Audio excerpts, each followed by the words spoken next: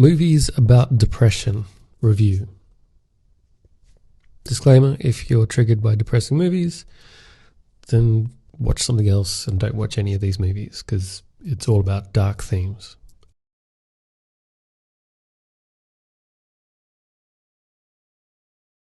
This film is called Naked, directed by Mike Leigh, following a character called Johnny.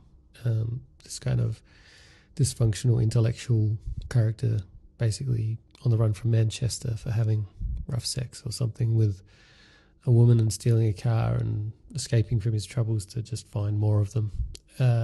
And when he meets up with his ex-girlfriend in a share house, he hooks up with the flatmate and then eventually runs into the street and schleps around for as long as he can, talking about the highest kind of existential, philosophical, well-educated, ideas and ideologies to all these people that live very mundane and tragic lives. And it just kind of shows London in its existential loneliness / dysfunctionality. It's not really showing any of the happiness that goes on, but these characters kind of meet and have these moments that are fascinating to watch. Second movie is called Embrace the Serpent, which is a particularly poignant film, all shot in black and white in the Amazon, and it follows two characters mainly. One botanist from Spain who is meeting up with a shaman that he saw in a vision. There's not much backstory on either of the characters, but they have a kind of brotherly, intertwined narrative, being from opposite ends of the world. And he's trying to find this plant that cures everything, and it only exists in the Amazon, which this shaman only knows about. The main premise of the movie is showing the impact of westernization on native cultures, especially religion, and the export of rubber for wars and other dysfunctional things in the Western world to maintain power and control. But the good thing is to take from it the sort of hallucinogenic, natural side of the movie, where it allows people to explore something that's unknown. It's particularly horrific, the display of what religion did to some of these cultures, and showing the division of, say, natives that are living between two worlds of trying to live the Western world and trying to live the native world. And that is a particularly gritty film, well worth checking out. And it just has that element of surprise that behind every kind of part of the jungle is some kind of new adventure or crazy thing that's going to happen. And I can't really fault it. I was very impressed when I first saw it, and still impressed to watch it second and third time. So if you're into that kind of thing and appreciate black and white movies, then definitely check out Embrace the Serpent. It's dark, but well worth the effort.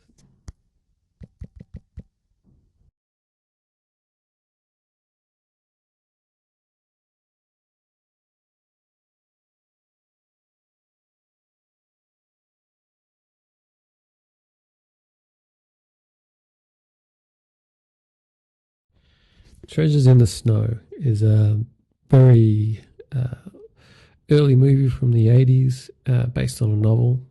It's an English movie pretending to be in Austria, as that's where the book was set.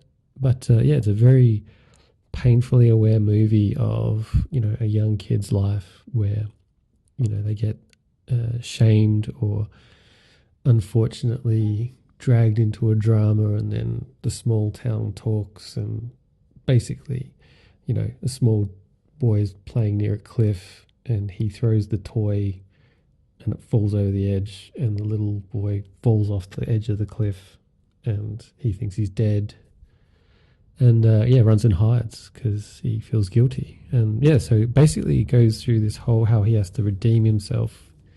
The little boy isn't dead, but he's got a permanent injury to his leg, and of course his older sister of the boy that's injured absolutely wants revenge. It just goes to show how nasty the crowd can be on someone who was, in an unfortunate circumstance. But the positive side of the movie and the darkness and all the depression and having the entire town go against him is that he finds a mentor that teaches him how to carve, wooden animals. And so he dedicates his life to something higher than being caught in the depression. So it's quite a positive movie in that aspect. And even though he's treated unfairly, even after trying to redeem himself, he has to find a doctor that can help this young boy get his leg fixed. So yeah, it's quite good. Very dark themes, but as you'd expect for a Christian movie. Now this next movie is called SAXXON, which I hope I'm pronouncing that correctly, but Japanese movie, I think, with French or I think Canadian assistance. In the movie, it's just like what you would see as an absolute mind-blowing, colourful experience, following the protagonist of an orphan that is given to the brothel in early century Japan, traditional Japan, pre-war Japan, I don't know. And yeah, she has to sort of earn her keep as a kid that basically cleans floors and then works her way up into becoming one of the most high-end geisha prostitutes, whatever you want to call it. But it's all based on this aspect of someone who taught her about getting through life and through the depression and through the loss and through being abandoned as a child, and basically all the problems that come with that. So it's a fascinating movie to watch. It's extremely well shot.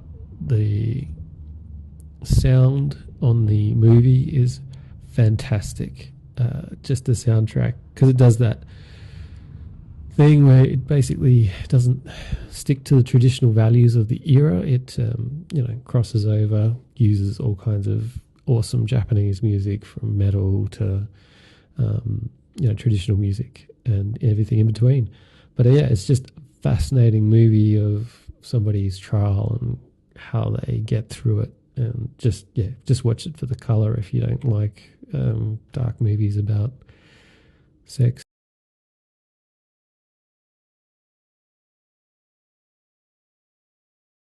Next movie is called Chaotica Anna, and it seems a bit dated now, and for some reason it's been buried.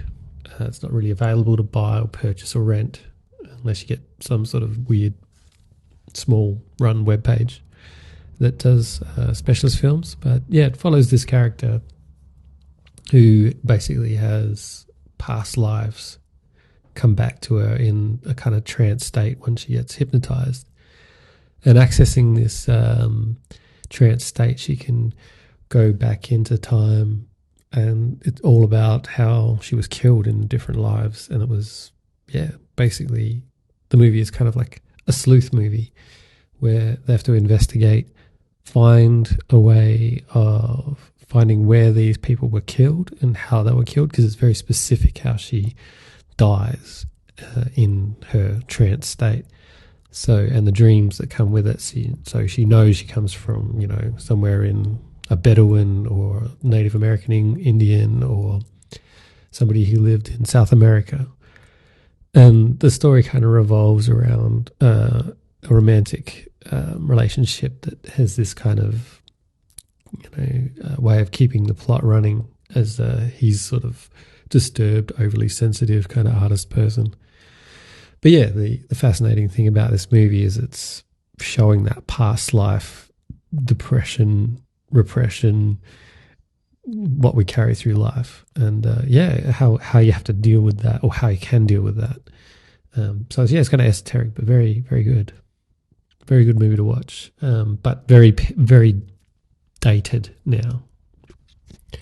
Next is Ghost of the Civil Dead. Now this one I watched when I was very young, way too young to watch it, but that was the 90s, latchkey generation, just left with a TV and a toaster.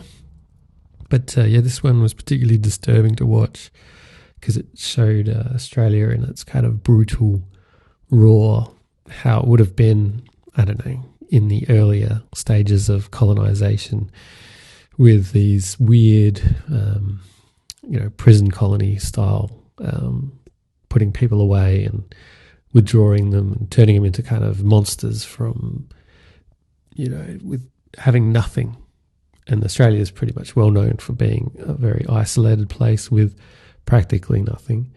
But in this movie, it explores, because it comes from a first-person narrator who's talking about the inside life and, how they're taking away privileges and lockdowns. And, it's very 2020 kind of movie. But the biggest thing to take from it is the brutality of watching the actual people in charge of the prisoners becoming more evil and more problematic than the people they're locking up, and how it solves nothing in this kind of ghostly world.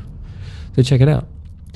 Next one is possibly the best movie, if I could say it. But yeah, it's just one of those unusual movies that made it through the Hollywood filter, I guess. And he was given $15 million, I think, to shoot this movie. And well, it was brilliant because I've never laughed my ass off so much before.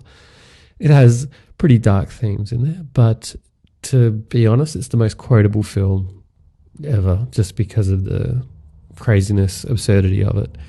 And it predicted now, where everyone's got this kind of self-pretentious ideology of, mental illness. Like they have this, that, and the other. But it's that, you have to live at home with your boomer parents until you're 40, 50, whatever. There's no kind of way of getting around it. You want to be famous for just being you and have money because you're good at being you and you do some sort of creative thing or whatever. And it's, just watching him battle it out with his father, who's just this total, post-war rich guy who wants his kids to leave his house and have his own castle. But yeah, just the most quotable film. Some dark themes about, molestation in there and, all that sort of stuff. But yeah, it's got a lot of good things going for it if you like absurdist humour. So your three main plots is him battling it out with his father, getting kicked out of home, his friends that are all kind of working class and trying to make it and live the life. And then there's him trying to break through into the animation industry where he's trying to actually, make a living from his creative strangeness. And he has a few love interests along the way. But it's a formative movie for the best quotes and sort of funniest scenes of absurdist humour you can get. Check it out.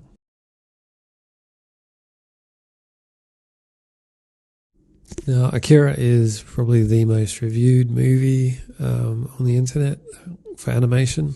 But yeah, if you haven't seen it before, I'd highly suggest watching it just because of the absolute mind-blowing animation. The storyline is incredibly complex and, as usual, genius Japanese writers crossing the boundaries to show us the multifaceted world of post-war Japan, post-nuclear bomb, post-McCarthyism. But yeah, it has that whole element of like seeing now as now, and prophetically it has 2020, the Olympics in Japan are cancelled as a poster on the wall. But yeah, it follows, one or two main characters that are troubled living in dystopian times with, cults running wild and basically just police and the decay of society, and no one cares about anything anymore. And it has these three psychic children, and somehow his friend gets influenced by this psychic energy. And then that starts to set off his ego, and it's about the genetics of this Akira that was basically dismantled because it was too powerful, which is kind of giving you hints about, human Prometheus origins and our darker side. And watching the battle between self and the two two main characters, is interesting. Tetsuo and Kaneda are pretty interesting characters to watch. But if you can, watch Akira. Now, the next movie is called Valley of Flowers, and it's a particularly interesting movie because it's about in the old times of the Silk Route and the bandits robbing all of the caravans of cameleers and rich people going across from possibly would have been Syria to India and across to China.